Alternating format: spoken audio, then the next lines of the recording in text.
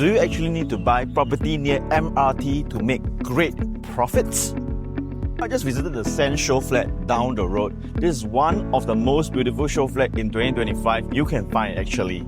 So the Sand is a 347 unit 10-story development. It has a land area of over 200,000 square feet. The main selling point is not near the MRT, it's actually near Nature Reserve.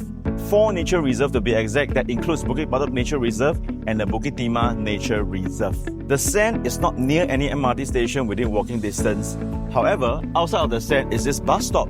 7 buses that brings you to the Beauty World MRT station, where there are malls and MRT itself. So today I'm going to share with you some developments which are far away from the MRT within the vicinity and some that is quite near the MRT station and how are their performance. In our findings, just for the purpose of this example, the 3 projects that's actually away from the MRT make better decent profits than the 2 that are quite near the MRT. So the framework I'll be using to compare between the developments will be these 9 proven characteristics of a profitable property. As the projects are very near each other, 6 of the characteristics are pretty similar. So the only 3 differences of these projects will be the project size, the concept, and the layout itself. So the Sand's land was actually bidded in an environment where the government just did the harmonization of the floor plans, where today void areas and also your aircon ledges are not included in the gross floor area. So this of course had an effect on the developer in 2024 itself. Hence the land price for the Sand is extremely low at 841 per square feet per plot ratio.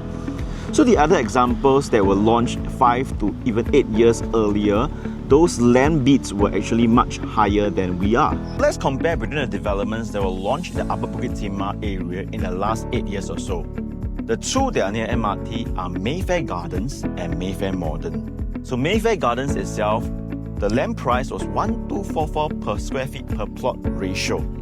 So the land size itself is not huge, 616,000 square feet, 215 units.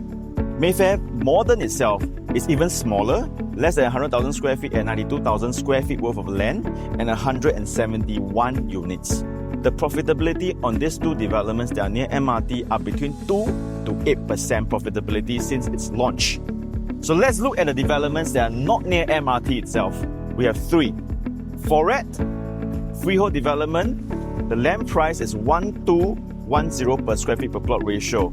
It has a land size of over 360,000 square feet and also 630 units. Big land, many units. So Daintree's land price was bidded at 939 per square feet per plot ratio, and it has a development size of 327 units, a decent size.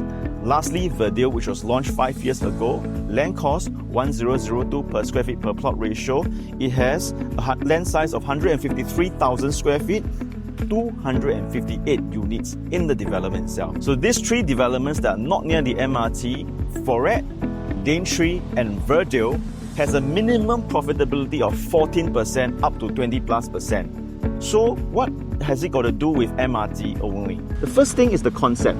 The 3 developments that are further away from the MRT, Verdale, Foret and Daintree, has less than 12% 1-bedroom in their developments itself.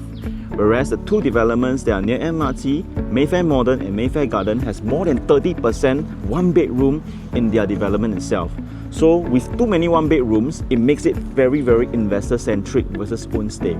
And if you know, in the Bukit Timah area, Upper Bukit Timah area, this area is mainly zoned for own stay. People here that buys for own stay prefers bigger units. Hence, smaller development with even more 1-bedroom units do not tend to do well, and hence it reflected in the profitability of the development itself.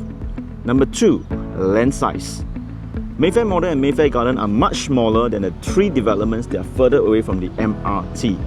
Smaller land size, lesser unit means lesser transaction. Lesser transaction also leads to lower profitability itself, and hence the 3 developments that are further away from the MRT do have better profitability. Number 3 is the floor plans. For example, Mayfair Gardens itself, the 3-bedroom has a supersized balcony that extends to the 2nd bedroom itself. Whereas for developments that are away from the MRT like Verdale or Daintree, they have very efficient squarish layout for all the developments, making their per square feet price more valuable and more worth it than the ones that has a supersized balcony itself. So to conclude, being near MRT is not the only determining factor of the profitability of the property. Other factors that I've mentioned earlier also determine the profitability, such as land size, concept, and also floor plans. So if you want to know more about my analysis on how I choose a profitable property, do DM, like, and subscribe to my channel, and I'll share with you more one-on-one.